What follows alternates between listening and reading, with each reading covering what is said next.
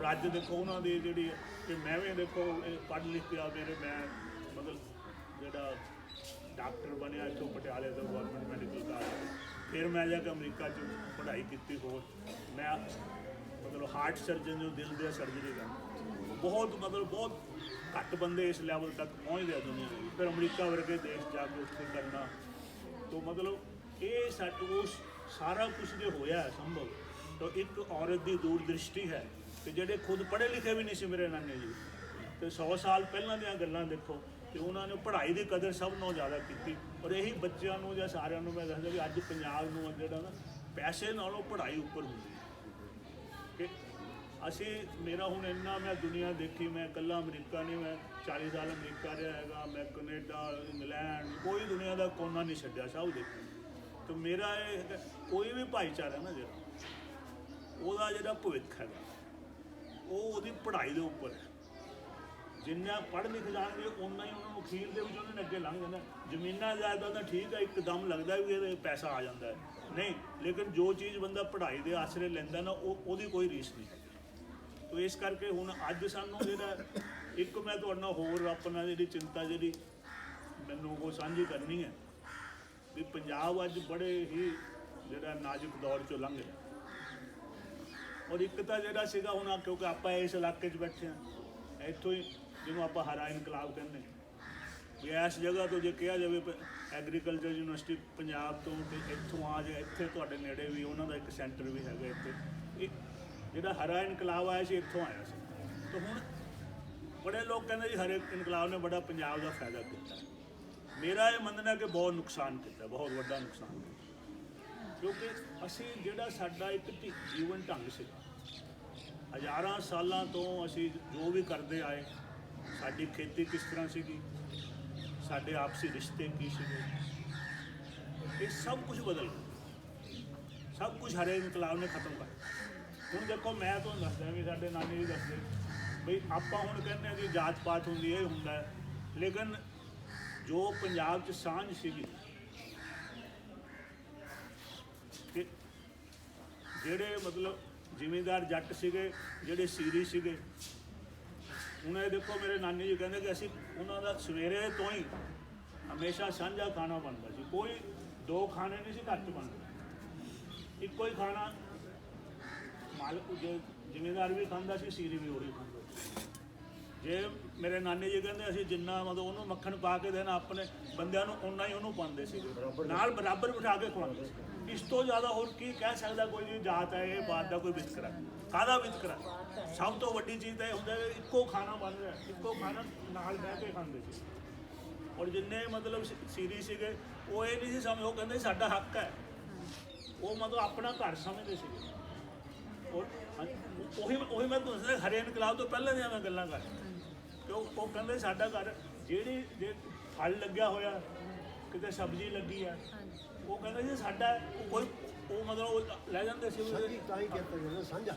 सांझी ये है ये वो पंजाब सीगा तो सानू हुण जे हरे इनकलाब ने हरे इनकलाब ने की करता कि हुण हुण पंजाबी दे तां हुण ज़्यादा दूजे आ गए भईए आ गए हुण असीं उन्हां नाल साडी कोई सांझ ही नहीं है भईए बेचारे की रहिंदे की खांदे किस तरह वो करदे आ साडा उन्हां नाल कोई ना कित्थे तां असीं इकट्ठे साडा खाना बनदे इकट्ठे खांदे सी फिर से साडी मतलब सीरिया ने किते ब्याह होना उन्होंने लड़की की शादी होनी तो उन्होंने कहना देखो सरकार तुहाडी बच्चे की शादी है वो मतलब वो अपनी बच्चे की शादी बेटी समझ के उसकी शादी कर रहे थे तो इन्नी सांझ सी रोटी बेटी खाने की सांझ हुण की है कि भईए कित्थे रहिंदे कित्थों आए सानू ये भी नहीं पता भी यूपी तो आए कि बिहार तो आए किहड़े जिले तो आए कोई सानू नहीं पता तो इस कर ना उन्होंने साडे नाल कोई लगा ना सानू उन्हां नाल कोई लगा तो हुण आपां मतलब जिहड़ा ना वो रिश्ते जिहड़े सीगे पहलां वो रिश्ते टुटे सन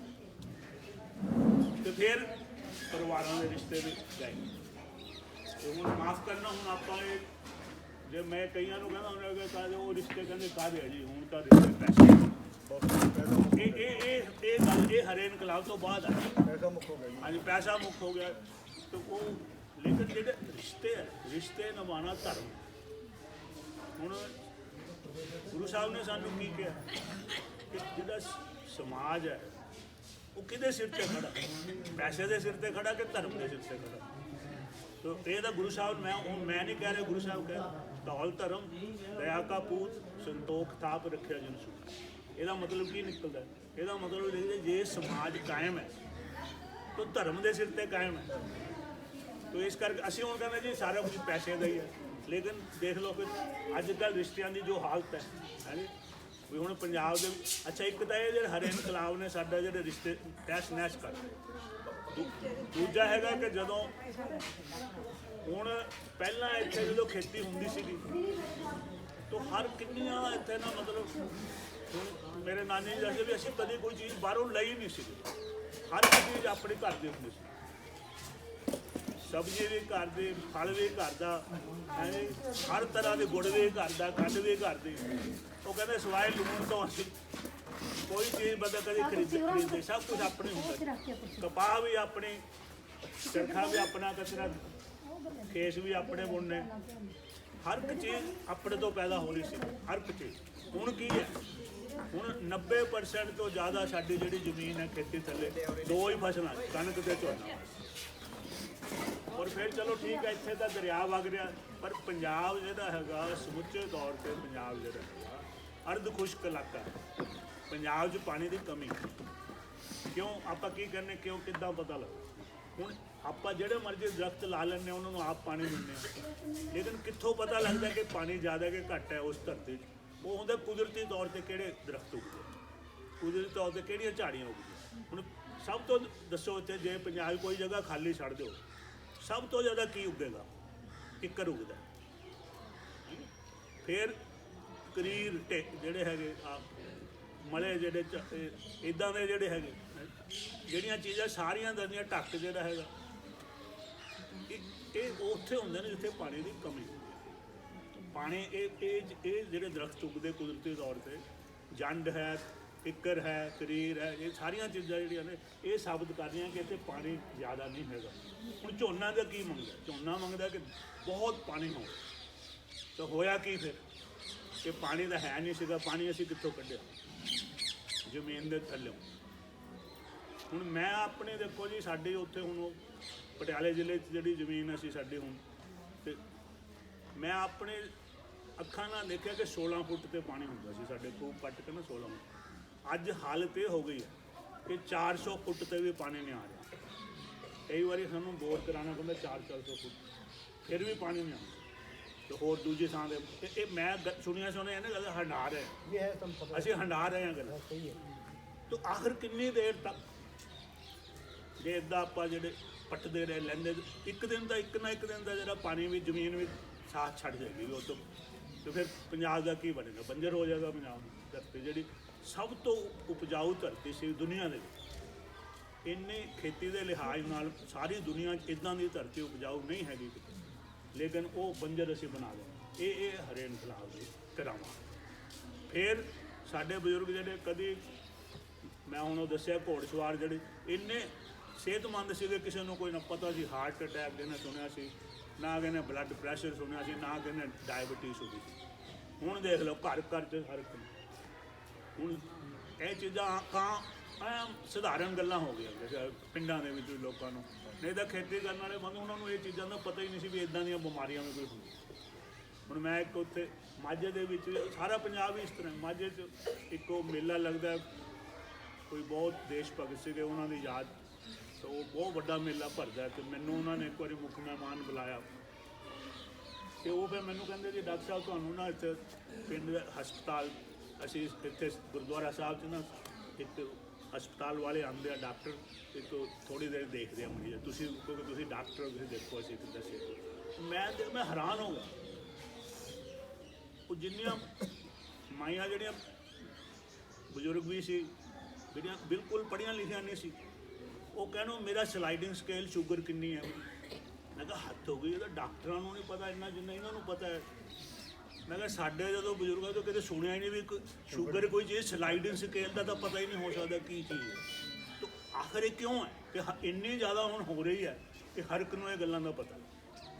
ਅੱਛਾ ਇਹ ਤਾਂ ਹੈ ਹਰੇ ਇਨਕਲਾਬ ਦੀਆਂ ਗੱਲਾਂ, ਕਿ ਸਾਡੀ ਸਿਹਤ ਵੀ ਗਈ। ਅੱਛਾ ਇੱਥੇ ਕੈਂਸਰ ਕਿਸੇ ਨੇ ਸੁਣਿਆ ਨਹੀਂ। ਹੁਣ ਖਾਸ ਕਰਕੇ ਮਾਲਵੇ ਦੇ ਵਿੱਚ ਆਪਣੇ ਜਿਹੜੀ ਇੱਥੇ ਕਪਾਹ ਬੀਜੀ ਜਾਂਦੀ ਹੈ ਨਾਲ ਉੱਥੇ ਬਠਿੰਡੇ ਦੇ ਕੋਲ ਇੰਨਾ ਜ਼ਿਆਦਾ ਕੈਂਸਰ ਹੋ ਗਿਆ। ਇੱਕ ਗੱਡੀ ਜਿਹੜੀ ਹੈਗੀ ਹੈ ਬਠਿੰਡੇ ਤੋਂ ਬੀਕਾਨੇਰ ਜਾਂਦੀ, ਹੁਣ ਉਹਦਾ ਨਾਂ ਹੀ ਕੈਂਸਰ ਟ੍ਰੇਨ ਕਹਿੰਦੇ, ਕੈਂਸਰ ਦੀ ਗੱਡੀ, ਕਿਉਂਕਿ ਸਾਰੇ ਮਰੀਜ਼ ਕੈਂਸਰ ਨਾਲ ਭਰੇ। ਜਿਸ ਇਹ ਹੈ ਹਰੇ ਇਨਕਲਾਬ ਦੀਆਂ ਜੋ ਅਸਲੀਅਤ। ਕਿਉਂ ਕਿ ਇੰਨਾ ਅਸੀਂ ਵਰਤ ਰਹੇ ਕਿਸੇ ਵੀ ਆ ਜਿਹੜੇ ਕੀੜੇ ਮਾਰ ਦਵਾਈਆਂ, ਜਿਹੜੇ ਫਿਰ ਫਰਟੀਲਾਈਜ਼ਰ, ਜਿਹੜੀਆਂ ਖਾਦਾਂ, ਜਿਹੜੀਆਂ ਰਸਾਇਣਿਕ ਖਾਦਾਂ, ਇਹਨਾਂ ਨਾਲ ਸਾਨੂੰ ਮਤਲਬ ਕੈਂਸਰ ਹੋ ਰਿਹਾ। ਤੋ ਇਹ ਸਾਰੀਆਂ ਚੀਜ਼ਾਂ ਨੇ ਸਾਡੀ ਸਿਹਤ ਵੀ ਗਈ, ਸਾਡਾ ਇਨਵਾਇਰਨਮੈਂਟ, ਸਾਡੇ ਰਿਸ਼ਤੇ ਵੀ ਤਬਾਹ ਕਰਤੇ, ਸਾਡਾ ਜਿਹੜਾ ਪਾਣੀ ਵੀ ਮੁਕਾਤਾ। ਤੋ ਸਾਨੂੰ ਕੀ ਮਿਲਿਆ ਹਰੇ ਇਨਕਲਾਬ? ਠੀਕ ਆ, ਹੁਣ ਆ ਕਿਸਾਨੀ ਅਸੀਂ ਬੜੀ ਖੁਸ਼ੀ ਦੀ ਗੱਲ ਹੈ, ਅਸੀਂ ਸਾਰੇ ਬਹੁਤ ਖੁਸ਼ ਹਾਂ ਵੀ ਸਾਡੀਆਂ ਮੰਗਾਂ ਮੰਗਣੀਆਂ। ਪਰ ਗੱਲ ਇਹ ਹੈ ਕਿ ਕੀ ਹੁਣ ਇਹਦੇ ਨਾਲ ਸੰਕਟ ਹੱਲ ਹੋ ਜਾਏਗਾ? ਇਹ ਜੇ ਆਪਾਂ ਸੋਚਦੇ ਤਾਂ ਸਾਡੀ ਬੜੀ ਵੱਡੀ ਗਲਤੀ, ਕਿਉਂਕਿ ਜਿਹੜੀਆਂ ਚੀਜ਼ਾਂ ਨੇ ਸੰਕਟ ਪੈਦਾ ਕੀਤਾ ਉਦੋਂ ਹਾਲੇ ਵੀ ਕਾਇਮ ਹੈ। ਸਾਨੂੰ ਟਾਈਮ ਮਿਲ ਗਿਆ, ਸਾਨੂੰ 2-4 ਸਾਲ ਜਿਹੜੇ ਨੇ ਵੀ ਚਲੋ ਹੁਣ ਆਪਾਂ ਕੋਈ ਆਪਣਾ ਜਿਹੜਾ ਆਪਣੀਆਂ ਆਦਤਾਂ ਬਦਲ ਲਈਏ, ਆਪਣਾ ਜਿਹੜਾ ਜੋ ਪੰਜਾਬ ਜੋ ਹੋਣਾ ਚਾਹੀਦਾ ਉਹ ਕਰੀਏ। ਤਾਂ ਇਹ 2 ਚੱਕਰਾਂ ਜਿਹੜੀਆਂ ਝੋਨੇ ਤੇ ਜਿਹੜੇ ਕਣਕ ਚੋਂ ਕੱਢਣ ਦੀ ਲੋੜ ਹੈ ਪੰਜਾਬ, ਔਰ ਇਹ ਜਿਹੜੀਆਂ ਰਸਾਇਣਿਕ ਖਾਦਾਂ ਜੋ ਅਸੀਂ ਵਰਤ ਰਹੇ ਕੀੜੇ ਮਾਰ ਦਵਾਈਆਂ, ਇਹਨਾਂ ਦੀ ਵਰਤੋਂ ਥੋੜ੍ਹੀ ਘਟਾਉਣ ਦੀ ਲੋੜ ਹੈ। ਇਹ ਚੀਜ਼ਾਂ ਸਾਨੂੰ ਜੇ ਨਹੀਂ ਕਰਾਂਗੇ ਤਾਂ ਉਹਦਾ ਕਦੇ ਕਿੱਦਾਂ ਕਰ ਲਾਂਗੇ? ਹਾਂ ਵੀ ਦੇਖੋ, ਇੱਕ ਆਪਾਂ ਜਿਹੜੀ ਜੈਵਿਕ ਖੇਤੀ ਜਾਂ ਆਰਗੈਨਿਕ ਉਹ ਹੈਗੀ ਆ। ਹੁਣ ਕਈ ਕਹਿੰਦੇ ਜੀ ਅਸੀਂ ਉਗਾਵਾਂਗੇ ਤਾਂ ਖਰੀਦੇਗਾ ਕੌਣ, ਖਰੀਦਦਾਰ ਕਿੱਥੋਂ ਲੱਭੂ? ਮੈਂ ਕਿਹਾ ਭਾਈ ਜੇ ਅਸੀਂ ਸਾਂਝੀ, ਜੋ ਗੁਰੂ ਨੇ ਦੱਸਿਆ ਹੈ, ਸਾਡੇ ਗੁਰੂ ਸਾਹਿਬ ਨੇ ਜਿਹੜੀ ਹੈ 18 ਸਾਲ ਜਾ ਕੇ ਕਰਤਾਰਪੁਰ, ਉੱਥੇ ਜਿੱਥੇ ਲਾਂਘਾ ਹੈਗਾ, ਗੁਰੂ ਸਾਹਿਬ ਖੇਤੀ ਕੀਤੀ ਖੁਦ। ਤਾਂ ਉਹਨਾਂ ਨੇ ਇੱਕ ਦੱਸਿਆ ਕਿ ਕਰਤਾਰਪੁਰੀ ਮਾਡਲ ਕਿੱਦਾਂ ਸਾਂਝੀ ਵਾਲਤਾ ਨਾਲ ਖੇਤੀ ਕਿੱਦਾਂ ਹੋਣੀ। ਤਾਂ ਅਸੀਂ ਉਹ ਕਰ ਸਕਦੇ ਹਾਂ। ਅਸੀਂ ਜਿਹੜੇ ਹੁਣ ਹਰ ਇੱਕ ਨੇ, ਹੁਣ ਅੱਜ ਔਸਤ ਜਿਹੜੀ ਹੈਗੀ ਹੈ ਜ਼ਮੀਨ ਦੀ ਮਾਲਕੀਅਤ 2.5 ਕਿੱਲੇ ਰਹਿ ਗਈ। ਹੁਣ 2.5 ਕਿੱਲੇ, ਹੁਣ ਇੱਕ ਅਸੀਂ ਸਾਰਿਆਂ ਨੇ 2.5 ਕਿੱਲੇ ਟਰੈਕਟਰ ਖੜਾ ਕੀਤਾ ਹੋਇਆ, ਨਾਲ ਅਸੀਂ ਕਈਆਂ ਨੇ ਕੰਬਾਈਨਾਂ ਲਈਆਂ, ਕਈ ਨੇ 2.5 ਕਿੱਲੇ ਦੇ ਨਾਲ ਇੰਨੀ ਵੱਡੀ ਜਿਹੜੀ ਮਸ਼ੀਨਰੀ ਹੈ ਜਿਹੜੀ ਉਹਦਾ ਕਿੱਦਾਂ ਬੰਦਾ ਖਰੀਦੇ ਤੇ ਕਿੱਦਾਂ ਉਹਦਾ ਖਰਚਾ ਚਲਾਏ। ਪਰ ਜੇ ਅਸੀਂ ਮਤਲਬ ਇਹ ਸੋਚੀਏ ਵੀ ਹਾਂ ਦੇਖੋ ਜੀ ਕਿੰਨੇ ਕਿੱਲਿਆਂ ਪਿੱਛੇ ਇੱਕ ਟਰੈਕਟਰ ਚਾਹੀਦਾ, ਕਿੰਨੇ ਕਿੱਲਿਆਂ ਪਿੱਛੇ ਕੰਬਾਈਨ ਚਾਹੀਦੀ ਹੈ, ਤਾਂ ਆਪਾਂ ਉਹਨੇ ਬੰਦੇ ਸਾਂਝ ਪਾ ਕੇ ਤਾਂ ਕਿਉਂ ਨਹੀਂ, ਜੋ ਗੁਰੂ ਦਾ ਸਾਂਝੀ ਵਾਲਤਾ ਦਾ ਸੰਦੇਸ਼ ਹੈ, ਤੇ ਅਸੀਂ ਕਿਉਂ ਨਹੀਂ ਕਰ ਸਕਦੇ? ਤੇ ਇਹ ਸਾਂਝੀਪਣਾ ਹੁਣ ਇਹ ਵੀ ਤਾਂ ਸਾਨੂੰ ਦੇਖੋ ਨਾ, ਸਰਕਾਰ ਇਹ ਕਹਿ ਰਹੀ ਹੈ, ਉਹ ਕਹਿੰਦੇ ਵੀ ਇਹ ਛੋਟੇ ਛੋਟੇ ਜਿਹੜੇ ਖੇਤ ਹੈ 2.5 ਕਿੱਲੇ, ਇਹਦੇ ਨਾਲ ਗੱਲ ਨਹੀਂ ਬਣਨੀ, ਸਾਨੂੰ ਇਕੱਠੇ ਕਰਨੇ ਪੈਣੇ। ਉਹ ਇਕੱਠੇ ਕਰਨ ਦਾ ਉਹਨਾਂ ਦਾ ਕੀ ਤਰੀਕਾ ਵੀ ਕਾਰਪੋਰੇਸ਼ਨਾਂ ਨੂੰ ਦੇ ਦਿਓ ਸਾਰੀ ਜ਼ਮੀਨ, ਉਹ ਇਕੱਠੇ ਕਰ ਲੈਣਗੇ। ਅਸੀਂ ਕਹਿੰਦੇ ਨਹੀਂ, ਕਾਰਪੋਰੇਸ਼ਨ ਨਹੀਂ, ਕੋਆਪਰੇਟਿਵ ਇਕੱਠੀ ਹੋ ਸਕਦੀ। ਅਸੀਂ ਆਪਸ ਇੱਕ ਦੂਜੇ ਨਾਲ ਸਾਂਝ ਨਾਲ ਇਕੱਠੀ ਕਰ ਲੈਂਦੇ, ਇੱਕ ਦੂਜੇ ਨੂੰ ਅਸੀਂ ਕਹਿੰਦੇ ਭਾਈ ਆ ਇਕੱਠੀ ਆ, ਅਸੀਂ ਵਰਤ ਲਵਾਂਗੇ ਜਿੰਨੀ ਕੁ ਸਾਨੂੰ ਚਾਹੀਦੀ। ਅਸੀਂ ਮਿਲ ਜੁਲ ਕੇ ਜਿਹੜੀ ਚੀਜ਼ ਹੈ ਇੱਕ ਬੰਦਾ ਨਹੀਂ ਖਰੀਦ ਸਕਦਾ, 4 ਇਕੱਠੇ ਹੋ ਕੇ ਖਰੀਦ ਲਾਂਗੇ। ਤਾਂ ਅਸੀਂ ਉਹ ਚੀਜ਼ ਇੱਦਾਂ ਹੀ ਇੱਕ ਬੰਦੇ ਕੋਲ ਹੁੰਦਾ, ਸਾਨੂੰ ਕੀ ਸਮੱਸਿਆ ਕਿ ਬੰਦਾ ਛੋਟਾ ਜਿਹਾ ਉਹਨੇ ਪੈਸਾ ਲਾਇਆ, ਉਹਦੀ ਫਸਲ ਦਾ ਉਹਨੂੰ ਪੈਸਾ ਨਹੀਂ ਮਿਲ ਰਿਹਾ, ਤਾਂ ਉਹ ਮਜਬੂਰ ਹੋ ਜਾਂਦਾ, ਖਰਚਾ ਆਪਣੇ ਕਿੱਥੋਂ ਦੇਵੇ। ਹੁਣ ਜੇ 4-5 ਬੰਦੇ ਇਕੱਠੇ ਹੋਣਗੇ ਤਾਂ ਉਹ ਮਤਲਬ ਜਿਹੜੀ ਹੈ ਉਹਨਾਂ ਦੀ ਜਿਹੜੀ ਇਹ ਵੀ ਸ਼ਕਤੀ ਜਿਹੜੀ ਹੈ, ਤਾਕਤ ਕਿ ਜਦੋਂ ਅਸੀਂ ਚੀਜ਼ ਨਹੀਂ ਵਿਕਦੀ ਚੰਗੇ ਭਾਅ 'ਤੇ ਥੋੜ੍ਹੀ ਦੇਰ ਰੋਕ ਲਈਏ, ਜਦੋਂ ਅਸੀਂ ਇਕੱਠੇ ਹੋ ਜਾਵਾਂਗੇ ਤਾਂ ਸਾਡੀ ਸਮਰੱਥਾ ਵੱਧ ਜਾਂਦੀ ਹੈ। ਫਿਰ ਆਪਾਂ ਮਜਬੂਰ ਹੋ ਕੇ ਆਪਾਂ ਛੁੱਟਾਂਗੇ ਨਹੀਂ। ਹੁਣ ਮੈਂ ਦੇਖਿਆ, ਤੁਸੀਂ ਸ਼ਾਇਦ ਇੱਥੇ ਇੰਨਾ ਦੁੱਖ ਹੁੰਦਾ ਕਈ ਵਾਰੀ, ਉੱਥੇ ਮੈਂ ਦੇਖਿਆ ਜੀ ਇੰਨੀ ਗੋਭੀ ਹੋ ਜਾਂਦੀ ਹੈ ਤਾਂ ਸੜਕਾਂ 'ਤੇ ਸੁੱਟ ਜਾਂਦੇ ਆ ਗੋਭੀ, ਆਲੂ ਸੁੱਟ ਜਾਂਦੇ। ਉਹ ਕਹਿੰਦੇ ਕਿ ਜੇ ਮੰਡੀ 'ਚ ਲੈ ਕੇ ਜਾਵਾਂਗੇ ਉਹ ਜ਼ਿਆਦਾ ਖਰਚਾ ਪੈਂਦਾ, ਇਹਦੇ ਨਾਲ ਸੁੱਟੀ ਜਾਓ। ਤਾਂ ਜੇ ਸਾਡੇ ਕੋਲ ਇੰਨੀ ਤਾਕਤ ਹੋਵੇ ਇਕੱਠੇ ਹੋ ਕੇ ਵੀ ਕੋਈ ਨਹੀਂ, ਅੱਜ ਜੇ ਗੋਭੀ ਦਾ ਭਾਅ ਇੰਨਾ ਡਿੱਗਿਆ, ਕੱਲ੍ਹ ਨੂੰ ਵਧਣਾ, ਉਨੀ ਦੇਰ ਅਸੀਂ ਜਰਾ ਰੋਕ ਲਈਏ। ਤਾਂ ਇੱਕ ਬੰਦਾ ਨਹੀਂ ਕਰ ਸਕਦਾ, ਇਕੱਠੇ ਹੋ ਕੇ ਅਸੀਂ ਕਰ ਸਕਦੇ। ਤਾਂ ਇੱਕ ਜਿਹੜਾ ਜੇ ਅਸੀਂ ਇੱਕ ਜਿਹਨਾਂ ਸਾਂਝ ਵਧਾਈਏ, ਗੁਰੂ ਸਾਨੂੰ ਸਾਂਝੀ ਵਾਲਤਾ ਕਹਿੰਦਾ, ਤਾਂ ਉਹ ਵੀ ਇੱਕ ਹੱਲ ਹੈ। ਦੂਜਾ ਹੱਲ ਹੈ ਕਿ ਜੇ ਕਹਿੰਦੇ ਵੀ ਇਹ ਜੈਵਿਕ, ਜਿਹਨੂੰ ਆਪਾਂ ਕਹਿੰਦੇ ਆਰਗੈਨਿਕ ਵੀ ਕਹਿ ਦਿੰਦੇ ਅੰਗਰੇਜ਼ੀ ਦੇ ਵਿੱਚ, ਪਰ ਜੈਵਿਕ ਪੰਜਾਬੀ 'ਚ, ਤਾਂ ਉਹਦੇ 'ਚ ਉਹ ਕਹਿੰਦੇ ਜੀ ਮਾਰਕੀਟ ਨਹੀਂ, ਉਹ ਮਹਿੰਗੀ, ਠੀਕ ਹੈ ਮਹਿੰਗੀ ਤਾਂ ਮਿਲਦੀ ਆ ਚੀਜ਼, ਪਰ ਮੈਂ ਕਿਹਾ ਮਾਰਕੀਟ ਕਿਉਂ ਨਹੀਂ ਹੈਗੀ? ਤੁਸੀਂ ਦੇਖੋ ਹਰਿਮੰਦਰ ਸਾਹਿਬ ਇਕੱਲੇ ਦੇ ਵਿੱਚ 1 ਲੱਖ ਤੋਂ ਜ਼ਿਆਦਾ ਬੰਦਾ ਹਰ ਰੋਜ਼ ਲੰਗਰ ਛਕ ਰਿਹਾ। ਹੁਣ ਤੁਸੀਂ ਸਾਰੇ ਸੰਸਾਰ ਦੇ ਗੁਰਦੁਆਰਾ ਸਾਹਿਬਾਨ ਦੇਖੋ, ਕਰੋੜਾਂ ਬੰਦੇ ਲੰਗਰ ਛਕ ਰਹੇ।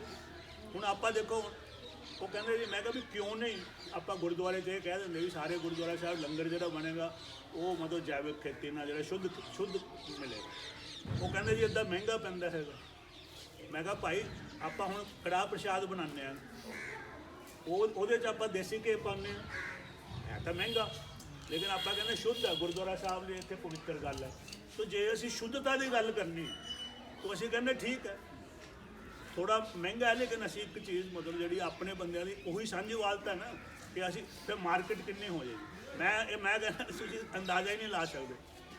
ਜੇ ਪੰਜਾਬ ਦਾ ਜੇ ਕਿਸਾਨ ਉਹ ਪੂਰੀ ਨਹੀਂ ਕਰ ਸਕਦਾ ਮੰਗ, ਜੇ ਸਾਰੇ ਗੁਰਦੁਆਰਾ ਸਾਹਿਬ ਇਹ ਕਹਿ ਦੇਣ ਨਾ ਵੀ ਅਸੀਂ ਲੰਗਰਾਂ 'ਚ ਸਿਰਫ ਮਤਲਬ ਜੈਵਿਕ ਖੇਤੀ ਤੋਂ ਉਪਜੀ ਜਿਹੜੀ ਸ਼ੁੱਧ ਚੀਜ਼ ਵਰਤਣੀ ਹੈ, ਤਾਂ ਸਾਡੇ ਕੋਲ ਉਹ ਮੰਗ ਨਹੀਂ ਪੂਰੀ ਹੋਣੀ।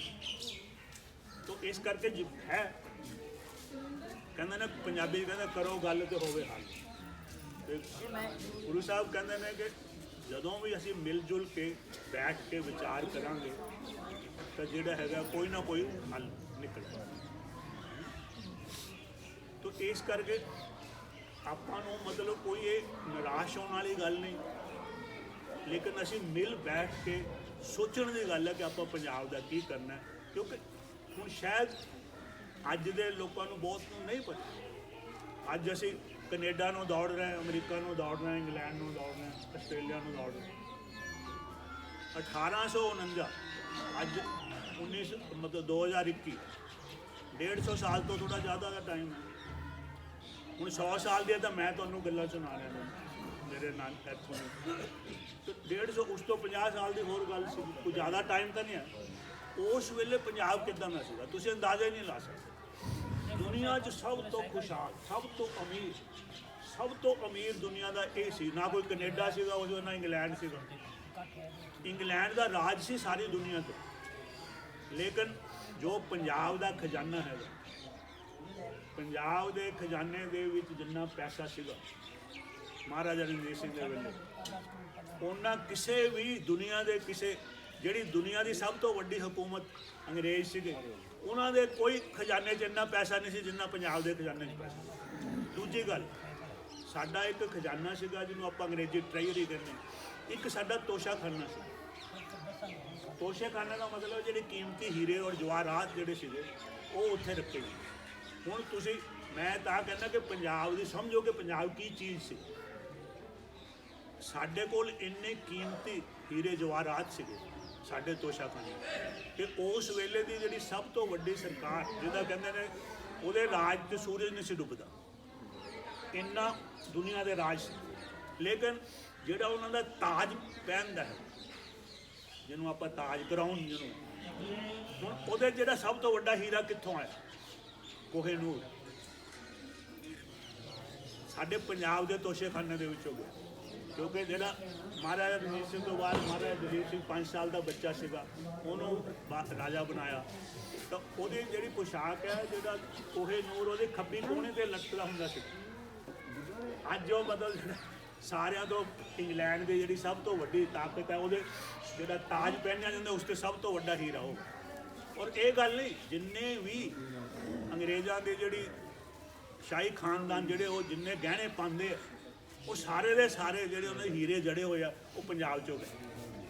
ਤਾਂ ਇਹ ਗੱਲਾਂ ਦਾ ਲੋਕਾਂ ਨੂੰ ਪਤਾ ਨਹੀਂ। ਅੱਛਾ, ਫਿਰ ਮੈਂ ਇੱਕ ਹੋਰ ਤੁਹਾਨੂੰ ਪੰਜਾਬ ਦਾ ਕਰੋਗੇ ਕੀ ਪੰਜਾਬ ਸੀਗਾ ਇੱਥੇ ਤੱਕ ਪਹੁੰਚਿਆ ਹੋਇਆ ਸੀ ਕਿ 1830 ਹਾਂਜੀ 200 ਸਾਲ ਪਹਿਲਾਂ ਦੇ ਲਗਭਗ ਗੱਲ ਕਿ ਪੰਜਾਬ ਸਾਰੇ ਦਾ ਸਾਰਾ ਪੜ੍ਹਿਆ ਲਿਖਿਆ ਸੀ, ਲਗਭਗ 100% ਜਿਹਨੂੰ ਸਾਖਰਤਾ ਕਹਿੰਦੇ, ਅੰਗਰੇਜ਼ੀ ਲਿਟਰੇਸੀ ਕਹਿੰਦੇ। ਹੁਣ ਦੁਨੀਆ ਦਾ ਸਭ ਤੋਂ ਉਸ ਵੇਲੇ ਦਾ ਮੁਲਕ ਜਿਹੜਾ ਇੰਗਲੈਂਡ ਦੀ ਗੱਲ, ਆਪਾਂ ਇੰਗਲੈਂਡ ਨਾਲ ਪੰਜਾਬ ਦੀ ਤੁਲਨਾ ਕਰ ਰਹੇ ਹਾਂ। 1830 ਦੇ ਵਿੱਚ ਕੋਈ ਪੜ੍ਹਿਆ ਲਿਖਿਆ ਬੰਦਾ ਹੀ ਨਹੀਂ ਸੀਗਾ ਇੰਗਲੈਂਡ ਦੇ ਵਿੱਚ, ਔਰ ਸਾਰਾ ਪੰਜਾਬ ਪੜ੍ਹਿਆ ਲਿਖਿਆ ਜੀ। 1870 ਦੇ ਵਿੱਚ ਅੰਗਰੇਜ਼ਾਂ ਨੇ ਕਾਨੂੰਨ ਬਣਾਇਆ ਜਿਹਨੂੰ ਕਹਿੰਦੇ ਬ੍ਰਿਟਿਸ਼ ਲਿਟਰੇਸੀ ਐਕਟ, ਜਿਹਨੂੰ ਪੜ੍ਹਾਈ ਲਿਖਾਈ ਦਾ ਕਾਨੂੰਨ। ਤਾਂ 1870 ਦੇ ਵਿੱਚ ਅੰਗਰੇਜ਼ਾਂ ਨੂੰ ਇਹ ਅਹਿਸਾਸ ਹੋਇਆ ਕਿ ਲੋਕਾਂ ਨੂੰ ਪੜ੍ਹਾਉਣਾ ਵੀ ਚਾਹੀਦਾ।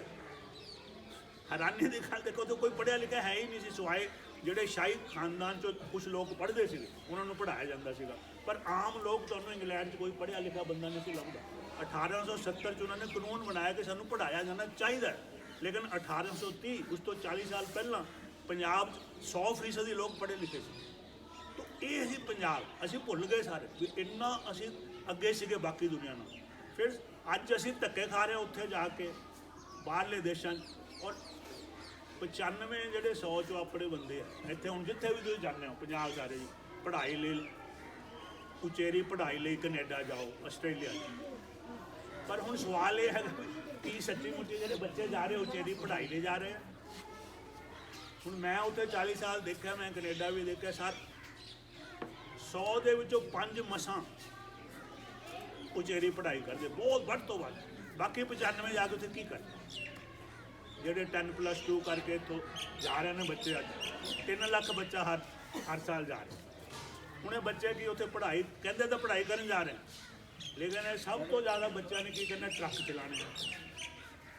ਫਿਰ ਇਹਨਾਂ ਨੇ ਉਸ ਤੋਂ ਬਾਅਦ ਕਿ ਇਹਨਾਂ ਨੂੰ ਸਫਾਈ ਦਾ ਕੰਮ, ਜਿਹੜਾ ਆਪਾਂ ਕਹਿੰਦੇ ਟੋਇਲਟ, ਉੱਥੇ ਦਾ ਹੁਣ ਪਿੰਡਾਂ ਦਾ ਪਤਾ ਨਹੀਂ, ਹੁਣ ਇੱਥੇ ਵੀ ਆ ਗਏ ਨੇ ਪਹਿਲਾਂ, ਪਰ ਇਹ ਹੁਣ ਟੋਇਲਟ, ਹੁਣ ਯਕੀਨ ਕਰੋ ਕਿ ਇੱਥੇ ਨਾ ਜਿਹੜੇ ਉੱਥੇ ਆਪਣੇ ਆ ਜਾਂਦੇ ਪੂਰਬੀ ਜਿਹੜੇ ਉਹਨਾਂ ਦੀਆਂ ਔਰਤਾਂ ਕਹਿੰਦੇ ਜਦੋਂ ਸਫਾਈ ਦਾ ਕੰਮ ਕਰਾਈਦਾ ਨਾ, ਉਹ ਕਹਿੰਦੇ ਹਮ ਟੋਇਲਟ ਨਹੀਂ ਕਲੀਨ ਕਰਦੇ। ਔਰ ਤੁਸੀਂ ਅਸੀਂ ਇੱਥੇ ਤਾਂ ਅਸੀਂ ਜੱਟਾਂ ਸੀ ਇਹ ਆ, ਉੱਥੇ ਜਾ ਕੇ ਤੁਸੀਂ ਜਾ ਕੇ ਦੇਖੋ, ਸਾਰਾ ਜਿਹੜਾ ਕੰਮ ਹੈ ਆਪਾਂ ਕਰ ਰਹੇ, ਜਿਹੜੇ ਇੱਥੇ ਭਈਏ ਕਰਨ ਨੂੰ ਤਿਆਰ ਨੇ। ਅਸੀਂ ਟੋਇਲਟ ਉਹਨਾਂ ਦੇ ਕਲੀਨ ਕਰਕੇ ਬੜੇ ਖੁਸ਼ ਹੁੰਦੇ ਹਾਂ ਕਿ ਅਸੀਂ ਦੇਖੋ ਸਾਨੂੰ ਜੌਬ ਮਿਲ ਗਈ, ਬੜੀ ਐਡੀ ਵਧੀਆ ਨੌਕਰੀ। ਫਿਰ ਅਸੀਂ ਕੀ ਕਰਨੇ, ਕੁੜੀਆਂ ਸਾਡੀਆਂ ਕੀ ਜੀ ਕਿ ਨੈਨੀ ਲੱਗ ਗਈ, ਨੈਨੀ ਦਾ ਕਿਵੇਂ ਆਇਆ, ਨੌਕਰਾਣੀ ਲੱਗ ਗਈ, ਉਹਨਾਂ ਦੇ ਬੱਚੇ ਸਾਂਭਣ। ਅੱਗੇ ਮੈਂ ਛੋਟਾ ਜਿਹਾ ਮੈਨੂੰ ਯਾਦ ਹੈ ਕਿਤੇ ਬਾਗ-ਬੂਗ ਜਾਣਾ ਨਾ, ਜਿਹੜੇ ਅਮੀਰ ਲੋਕ ਸੀਗੇ ਉਹ ਬੱਗੀਆਂ ਹੁੰਦੀਆਂ ਸੀ ਉਦੋਂ, ਅਤੇ ਉਹਨਾਂ ਨੇ ਆਇਆ ਨੇ ਬੱਗੀ ਤੇ ਬੱਚੇ ਬਿਠਾ ਕੇ ਦਿੱਤਾ। ਹੁਣ ਅਸੀਂ ਐਡੀ ਵੱਡੀ ਪ੍ਰਾਪਤੀ ਸੀ, ਸਾਡੀਆਂ ਕੁੜੀਆਂ ਉਹਨਾਂ ਦੀਆਂ ਆਇਆ ਬਣ ਗਈਆਂ, ਦਾਈ ਜਿਹਨੂੰ ਕਹਿੰਦੇ। ਤਾਂ ਕੀ ਇਹਦੇ 'ਚ ਕੀ ਐਡੀ ਵੱਡੀ ਪ੍ਰਾਪਤੀ ਹੈ?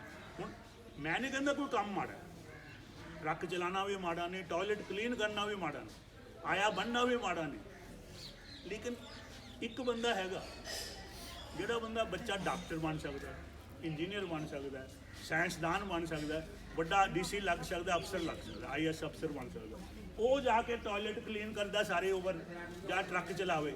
ਇਹ ਤਾਂ ਜ਼ਿਆਦਤੀ ਹੈ ਨਾ। ਗੱਲ ਇਹ ਨਹੀਂ ਹੈਗੀ, ਕੰਮ ਤਾਂ ਠੀਕ ਹੈ, ਕੰਮ ਹਰੇਕ ਵਧੀਆ ਹੈਗਾ, ਲੇਕਿਨ ਜਿਸ ਬੰਦੇ ਦੀ ਜਿੰਨੀ ਸਮਰੱਥਾ ਹੈਗੀ ਉਹਦੀ ਪੂਰੀ ਹੋਣੀ ਚਾਹੀਦੀ। ਉਹ ਸਮਰੱਥਾ ਕਿੱਦਾਂ ਪੂਰੀ ਹੋਏਗੀ? ਪੜ੍ਹਾਈ ਦੇ ਨਾਲ, ਪੜ੍ਹਨ ਦੇ। ਹੁਣ ਆਪਾਂ ਦੋਨੋਂ ਪਾਸੇ ਆਪਾਂ ਨੂੰ ਕੁੱਟ ਪੈਣਾ। ਇੱਥੋਂ ਬੱਚੇ ਜਾ ਰਹੇ ਨੇ 10+2 ਕਰਕੇ, ਕਿਉਂਕਿ ਬੜੇ ਇਹ ਨਹੀਂ ਕਿ ਗਰੀਬਾਂ ਦੇ ਬੱਚੇ ਨੇ, ਬੜੇ ਪੜ੍ਹੇ ਲਿਖਿਆ ਦੇ ਬੱਚੇ ਨੇ, ਕਈ ਖਾਂਦੇ ਪੀਂਦੇ ਘਰਾਂ ਦੇ ਬੱਚੇ ਨੇ, ਲੇਕਿਨ ਉਹਨਾਂ ਨੇ ਉਹ ਕੰਮ ਕਰਨੇ ਨੇ ਜਿਹੜੇ ਉੱਥੋਂ ਦੇ ਲੋਕ ਕਰਨੇ ਨੇ। ਲੇਕਿਨ ਇੱਥੇ ਕੀ ਹੋ ਰਿਹਾ ਕਿ ਇੱਥੇ ਸਾਡੇ ਕਾਲਜ ਨੇ, ਯੂਨੀਵਰਸਿਟੀਆਂ ਨੇ, ਇੱਥੇ ਕਿ ਉਹਨਾਂ ਨੂੰ ਕੋਈ ਲੱਭ ਨਹੀਂ ਰਹੇ। ਅੱਗੇ ਇੱਕ ਸੀਟ ਯੂਨੀਵਰਸਿਟੀ ਦੇ ਵਿੱਚ, ਮੈਂ ਪੰਜਾਬੀ ਯੂਨੀਵਰਸਿਟੀ ਅਕਸਰ ਜਾਂਦਾ, ਮੈਂ ਲੱਕੀ ਨੂੰ ਪਤਾ ਕਿ ਮੈਂ ਉੱਥੋਂ ਫੋਟੋ ਵੀ ਭੇਜਦਾ ਰਹਿੰਦਾ, ਮੈਨੂੰ ਬੁਲਾਉਂਦੇ ਰਹੇ ਲੈਕਚਰ ਦੇਣ ਲਈ। ਅੱਗੇ ਯੂਨੀਵਰਸਿਟੀ 'ਚ ਇੱਕ ਸੀਟ ਵਾਸਤੇ ਸਿਫਾਰਸ਼ਾਂ ਪਵਾਉਣੀਆਂ ਪੈਂਦੀਆਂ ਸੀ, ਇੱਕ ਸੀਟ ਲਈ 20 ਬੰਦਾ ਅਪਲਾਈ ਕਰ ਰਹੇ ਸੀ। ਅੱਜ ਇਹ ਹਾਲਤ ਹੋ ਗਈ ਹੈ ਕਿ ਉਹਨਾਂ ਨੂੰ ਬੰਦਾ ਨਹੀਂ ਲੱਭ ਰਿਹਾ ਕੋਈ, ਜਿਹੜਾ ਇੱਥੇ ਕਾਲਜਾਂ ਦੀ ਹਾਲਤ। ਜੇ ਇਹੀ ਸਾਡੇ ਤਾਂ ਸਕੂਲ ਇੱਥੇ ਸਿਰਫ 10+2 ਹੀ ਪੰਜਾਬ 'ਚ ਰਹਿ ਜਾਏਗਾ, ਬਾਕੀ ਸਭ ਪੜ੍ਹਾਈ ਦੀ ਛੁੱਟੀ ਹੋ ਜਾਣੀ। ਤਾਂ ਅਸੀਂ ਉੱਧਰ ਵੀ ਨਹੀਂ ਪੜ੍ਹ ਸਕਦੇ, ਇੱਧਰ ਵੀ ਨਹੀਂ ਪੜ੍ਹ ਸਕਦੇ। ਤਾਂ ਮੈਂ ਪਹਿਲਾਂ ਕਿਹਾ ਸੀ ਵੀ ਅੱਜ ਦੇ ਦੁਨੀਆ ਦੇ ਵਿੱਚ ਕਿਸੇ ਵੀ ਭਾਈਚਾਰੇ ਦਾ ਜਿਹੜਾ ਭਵਿੱਖ ਹੈ ਉਹ ਪੜ੍ਹਾਈ ਦੇ ਨਾਲ ਸੰਬੰਧਿਤ ਹੈ। ਅਤੇ ਜਦ ਸਾਡੇ ਬੱਚੇ ਪੜ੍ਹਨਗੇ ਹੀ ਨਹੀਂ ਤਾਂ ਫਿਰ ਆਪਾਂ ਪਿੱਛੇ ਰਹਿ ਜਾਵਾਂਗੇ ਅਖੀਰ ਦੇ ਵਿੱਚ ਜਾ ਕੇ। ਤਾਂ ਇਹ ਸਾਰੀਆਂ ਜਿਹੜੀਆਂ ਚਿੰਤਾ। ਔਰ ਆਖਰੀ ਗੱਲ ਇਹ ਹੈ ਕਿ ਦੇਖੋ ਸਾਡੇ ਰਿਸ਼ਤੇ ਜਿਹੜੇ, ਹੁਣ ਦੇਖੋ ਇੱਕ ਰਿਸ਼ਤਾ ਆ, ਮੈਂ ਇੱਥੇ ਕਿਉਂ ਖੜ੍ਹਾ, ਹਾਲੇ ਕਿ ਸਾਡਾ ਰਿਸ਼ਤਾ ਇੱਕ ਤਰ੍ਹਾਂ ਪਿੰਡ ਨਾਲ ਟੁੱਟ ਚੁੱਕਾ ਸੀਗਾ, ਸਾਡੇ ਝਗੜਾ ਵੀ ਹੋ ਗਿਆ, ਪਰਿਵਾਰਿਕ ਝਗੜਾ ਜੋ ਵੀ ਸੀ, ਲੇਕਿਨ ਖਿੱਚ ਜਿਹੜੀ ਉਹ ਅੱਜ ਮੈਨੂੰ ਲਿਆਈ ਹੈ ਇੱਥੇ ਦੇ। ਇਹ ਇੰਨਾ ਸਾਡਾ ਰਿਸ਼ਤੇ ਸਾਡੇ ਮਜ਼ਬੂਤ ਸੀ। ਤੇ ਧਰਤੀ ਨਾਲ ਰਿਸ਼ਤਾ, ਚਲੋ ਬੰਦਿਆਂ ਨਾਲ ਸਾਡਾ ਅਣਬਣ ਹੋ ਗਈ ਨਹੀਂ, ਇਹ ਧਰਤੀ ਦਾ ਸਾਂਝੀ ਹੈ ਨਾ ਜੀ, ਇਸ ਨਾਲ ਤਾਂ ਸਾਡਾ ਰਿਸ਼ਤਾ ਕਾਇਮ ਹੈ। ਲੇਕਿਨ ਇਹ ਰਿਸ਼ਤੇ ਨਿਭਾਉਣ ਦੀ ਇੱਕ ਸਾਡੀ ਸੀਗੀ। ਅੱਜ ਕੀ ਹੋ ਰਿਹਾ ਤੁਹਾਡੇ ਸਾਹਮਣੇ ਕਿ ਆਹ ਜਿਹੜਾ ਪ੍ਰਵਾਸ ਨੇ ਸਾਡੇ ਰਿਸ਼ਤੇ ਦੇ ਤਹਿਸ ਨਹਿਸ ਕਰਤੇ। ਹੁਣ ਤੁਸੀਂ ਦੇਖੋ ਕਿ 2 ਰਿਸ਼ਤੇ ਸਭ ਤੋਂ ਜ਼ਿਆਦਾ ਵੱਡੇ ਹੁੰਦੇ ਮੇਰੇ ਹਿਸਾਬ ਨਾਲ, ਜਿਹਦੇ 'ਤੇ ਸਾਰਾ ਸਮਾਜ। ਇੱਕ ਹੈਗਾ ਔਰਤ ਮਰਦ ਦਾ ਜਿਹੜਾ ਵਿਆਹ ਦਾ, ਸਭ ਤੋਂ ਪਵਿੱਤਰ ਰਿਸ਼ਤਾ ਜਿਹੜਾ, ਕਿਉਂਕਿ ਇੱਕ ਗੁਰੂ ਗ੍ਰੰਥ ਸਾਹਿਬ ਬਾਰੇ ਫਲਸਫੇ ਬਾਰੇ ਇੱਕ ਦਿੱਲੀ 'ਚ ਕੋਰਸ ਦਿੱਤਾ ਜਾਂਦਾ, ਤਾਂ ਉਹ ਮਤਲਬ ਕੋਰਸ ਦੇ ਵਿੱਚ ਮੈਨੂੰ ਬੁਲਾਇਆ ਜਾਂਦਾ। ਆ ਤਾਂ ਸਿਰਫ ਕਰੋਨਾ ਕਰਕੇ ਹੁਣ ਸਾਲ ਤੋਂ ਬੰਦ ਨੇ, ਤਾਂ ਮੈਨੂੰ ਉਹ ਵਿਸ਼ਾ ਦੇ ਦਿੰਦੇ ਨੇ ਦਿੱਲੀ ਨਾਲ ਜਾ ਕੇ ਵੀ ਇਸ 'ਤੇ ਲੈਕਚਰ ਦਿਓ। ਤਾਂ ਤੁਸੀਂ ਹੈਰਾਨ ਹੋਵੋਗੇ ਕਿ ਉੱਥੇ ਕੌਣ ਉਹ ਜਿਹੜੇ ਸੁਣਦੇ ਆ, ਜਿਹੜੇ ਲੈਕਚਰ IAS ਅਫਸਰ ਹੁੰਦੇ ਆ, IPS ਅਫਸਰ, ਸੁਪਰੀਮ ਕੋਰਟ ਦੇ ਜੱਜ ਆ ਕੇ ਲੈਕਚਰ ਸੁਣਦੇ। ਅੱਛਾ, ਇੱਕ ਮੇਰਾ ਜਿਹੜਾ ਲੈਕਚਰ ਸੀਗਾ ਕਿ ਵਿਆਹ ਕੀ ਹੈ, ਆਨੰਦ ਕਾਰਜ ਸਿੱਖ ਫਲਸਫੇ ਦੇ ਵਿੱਚ ਇਹਦੀ ਕੀ ਮਹੱਤਵ। ਤਾਂ ਮੈਂ ਇਹ ਲੈਕਚਰ ਦਿੱਤਾ, ਮੈਂ ਕਿਹਾ ਦੇਖੋ ਜਿਹੜੀਆਂ ਸਾਡੀਆਂ ਚਾਰ ਲਾਵਾਂ ਨੇ ਅਸਲ ਦੇ ਵਿੱਚ ਇਹ ਆਤਮਾ ਤੇ ਪਰਮਾਤਮਾ ਦਾ ਮਿਲਾਪ। ਅਸੀਂ ਉਹਦਾ ਮਨੁੱਖੀਕਰਨ ਕਰਕੇ ਕਿ ਇਹ ਰਿਸ਼ਤਾ ਇਸ ਕਰਕੇ ਕਹਿੰਦੇ ਆ ਕਿ ਇਹ ਔਰਤ ਔਰ ਮਰਦ ਦਾ ਜਿਹੜਾ ਰਿਸ਼ਤਾ ਸਿਰਫ ਸਰੀਰਕ ਰਿਸ਼ਤਾ ਨਹੀਂ ਹੈ। ਗੁਰਬਾਣੀ ਚਾਹੇ ਧਨ ਪਿਰੇ ਨਾ ਆਖੀਆਂ ਬਹਿਣ ਇਕੱਠੇ ਹੋਏ ਏਕ ਜੋਤ ਦੋ ਮੂਰਤੀ ਧਨ ਪਿਰ ਕਹੀਏ ਸੋ, ਕਿ ਔਰਤ ਔਰ ਮਰਦ ਨੂੰ ਇੱਕ ਇਕੱਠੇ ਬਿਠਾਉਣ ਨਾਲ ਅਰਥਾਤ ਸਰੀਰਕ ਰਿਸ਼ਤਾ ਬਣਨ ਨਾਲੋਂ ਪਤੀ ਪਤਨੀ ਕਹਾਣ ਦੇ ਕਾਬਲ ਹੀ ਨਹੀਂ ਬਣਦੇ ਜਿੰਨਾ ਚਿਰ ਕਿ ਉਹਨਾਂ ਦੀਆਂ ਰੂਹਾਂ ਦਾ ਮਿਲਾਪ ਨਹੀਂ, ਰੂਹਾਨੀ ਮਿਲਾਪ। ਤਾਂ ਉਹ ਜਿਹੜਾ ਜੱਜ ਸੀ ਸੁਪਰੀਮ ਕੋਰਟ ਦਾ, ਉਹ ਮੈਨੂੰ ਕਹਿੰਦਾ ਜੀ ਹੱਦ ਹੋ ਗਈ, ਤੁਸੀਂ ਤਾਂ ਕਹਿੰਦੇ ਹੋ ਕਿ ਤੁਹਾਡੇ ਗੁਰੂ ਸਾਹਿਬ ਇਹ ਕਹਿੰਦੇ ਨੇ ਕਿ ਰੂਹਾਨੀ ਰਿਸ਼ਤਾ ਖਤਮ ਹੀ ਨਹੀਂ ਹੋ ਸਕਦਾ। ਉਹ ਕਹਿੰਦਾ ਸਭ ਤੋਂ ਜ਼ਿਆਦਾ ਤਲਾਕ ਮੇਰੇ ਕੋਲ ਜਿੰਨੇ ਮੁਕੱਦਮੇ ਆ ਸਾਰੇ ਸਿੱਖਾਂ ਦੇ ਆ। ਤੁਸੀਂ ਜਾ ਕੇ ਹੁਣ ਆਪ ਦੇਖ ਲਓ, ਕਿਸੇ ਵੀ ਕੋਰਟ ਚਲੇ ਜਾਓ, ਅੱਜ ਹਾਲਤ ਇਹ ਹੋ ਗਈ ਹੈ ਪੰਜਾਬ ਦੇ ਵਿੱਚ ਕੋਈ ਵੀ ਅਦਾਲਤ ਨਹੀਂ ਹੈ 50% ਤੋਂ ਜ਼ਿਆਦਾ ਡਾਈਵੋਰਸ ਦੇ ਕੇਸ ਹੈ ਸਾਰੇ ਧਰਮਾਂ ਨਾਲ। ਇੱਥੋਂ ਤੱਕ ਕਿ ਮੁਸਲਮਾਨ ਜਿਹਨਾਂ 3 ਵਾਰੀ ਤਲਾਕ ਹੋ ਜਾਂਦਾ ਹਾਂਜੀ, ਉਹਨਾਂ ਨਾਲੋਂ ਵੀ ਸਿੱਖਾਂ ਦਾ ਤਲਾਕ ਜ਼ਿਆਦਾ ਹੋ ਜਾਂਦਾ। ਇਹ ਹਾਲਤ ਹੈ, ਇਹ ਪ੍ਰਵਾਸ ਨੇ ਕੀਤੀ ਹੈ ਕਿ ਅਸੀਂ ਵਿਆਹ ਦਾ ਇੱਕ ਮਾਹੌਲ ਬਣਾ ਦਿੱਤਾ, ਜੋ ਉਹਦੇ 'ਚ ਪਵਿੱਤਰਤਾ ਸੀ, ਜੋ ਗੁਰੂ ਸਾਹਿਬ ਨੇ ਸਾਨੂੰ ਉਹ ਸਭ ਖਤਮ ਕਰਤੀ। ਅਸੀਂ ਇਹਨੂੰ ਵਪਾਰਕ ਲੈਣ ਦੇਣ ਦਾ ਸੌਦੇਬਾਜ਼ੀ ਦਾ। ਹੁਣ ਆਪਾਂ ਨੂੰ ਪਤਾ ਹੁਣ ਆਈਲੈਟ ਦਾ ਦੌਰ ਹੈ। ਹੁਣ ਕੀ ਹੁੰਦਾ ਆਪਾਂ ਨੂੰ, ਚਲੋ ਸਭ ਜਾਣਦੇ, ਮੈਂ ਤੁਹਾਨੂੰ ਕੋਈ ਨਵੀਂ ਗੱਲ ਨਹੀਂ ਦੱਸਣ ਲੱਗਾ ਵੀ ਜੱਟਾਂ ਦੇ ਮੁੰਡੇ ਖਾਸ ਕਰਕੇ ਉਹਨਾਂ ਕੋਲ ਆਈਲੈਟ ਪਾਸ ਨਹੀਂ ਹੁੰਦਾ, ਬਹੁਤ ਮੁਸ਼ਕਿਲ ਹੈ, ਪਰ ਸਾਡੀਆਂ ਕੁੜੀਆਂ ਪਾਸ ਕਰ ਲੈਂਦੀਆਂ। ਤਾਂ ਹੁਣ ਕੀ ਹੋ ਰਿਹਾ, ਤੁਸੀਂ ਜਾ ਕੇ ਅਖਬਾਰ 'ਚ ਦੇਖੋ ਕੀ ਉਹ ਕਹਿੰਦੇ ਸਾਨੂੰ ਕੁੜੀ ਚਾਹੀ 6.5 ਬੈਂਡ ਜਿਹਨੇ ਕੀਤੇ ਹੁਣ ਆਈਲੈਂਡ। ਅਸੀਂ ਖਰਚਾ ਕਰਾਂਗੇ, ਕੋਈ ਦਾਜ ਨਹੀਂ ਲੈਣਾ, ਅਸੀਂ ਪਹੁੰਚਾਵਾਂਗੇ ਉਹਨੂੰ ਉੱਥੇ, ਸਾਰਾ ਉੱਥੇ ਫੀਸ ਦੇਵਾਂਗੇ, ਸਭ ਉਹਨੂੰ ਸੈਟਲ ਕਰਾਵਾਂਗੇ, ਪਰ ਸਾਡੇ ਮੁੰਡੇ ਨੂੰ ਲੈ ਜਾਏ ਫਿਰ ਬਾਅਦ 'ਚ ਅਸੀਂ ਵੀ ਜਾਵਾਂਗੇ। ਹੁਣ ਪਰ ਉਹ ਵੀ ਉਹ ਕੁੜੀਆਂ ਮੁੰਡਿਆਂ ਦੀਆਂ ਵੀ ਚੰਟ ਹੈ।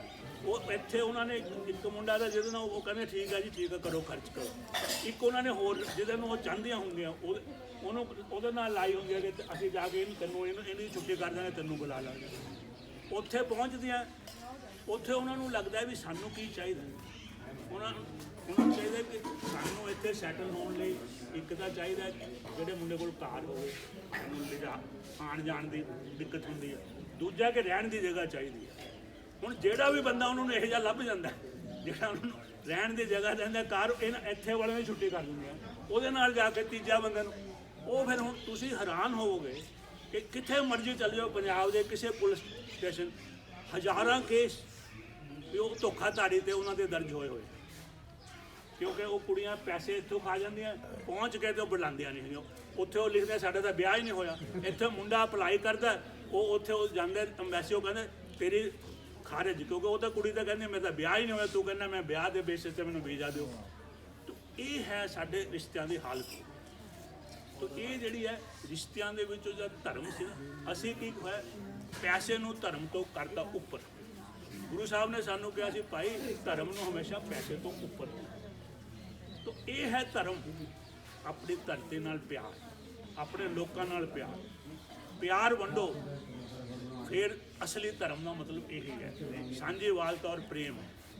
ਆਪਾਂ ਹੁਣ ਇੱਥੇ ਬੈਠੇ ਕੀ ਆ, ਕੋਈ ਤੁਹਾਨੂੰ ਮੇਰੇ ਤੱਕ ਗਰਜ ਨਹੀਂ, ਮੈਨੂੰ ਤੁਹਾਡੇ ਤੱਕ ਨਹੀਂ, ਕਿਹੜੀ ਚੀਜ਼ ਆਪਾਂ ਨੂੰ ਇੱਥੇ ਸਾਂਝੀ, ਆਪਾਂ ਕਿਉਂ ਬੈਠੇ ਆ? ਇੰਨੀ ਧੁੰਦ ਪਈ ਆ, ਦੇਖੋ ਅਸੀਂ ਪਟਿਆਲੇ ਤੋਂ ਚੱਲੇ ਸਵੇਰ ਦੇ, ਮਤਲਬ ਧੁੰਦ ਚੋਂ ਇੰਨੇ ਚੋਂ ਲੰਘ ਕੇ ਆਇਆ, ਤਾਂ ਇੰਨੇ ਐਕਸੀਡੈਂਟ ਰਸਤੇ ਦੇਖੇ, ਔਰ ਬੜੀ ਹੌਲੀ ਹੌਲੀ ਆਰਾਮ ਨਾਲ ਗੱਡੀ ਚਲਾ ਕੇ ਅਸੀਂ ਸਵੇਰੇ ਹਾਲੇ ਬੜੀ ਜਲਦੀ ਨਿਕਲ ਆਈ ਅਸੀਂ, ਤਾਂ ਵੀ ਫਿਰ ਵੀ ਬੜੀ ਮੁਸ਼ਕਿਲ ਨਾਲ ਪਹੁੰਚੇ।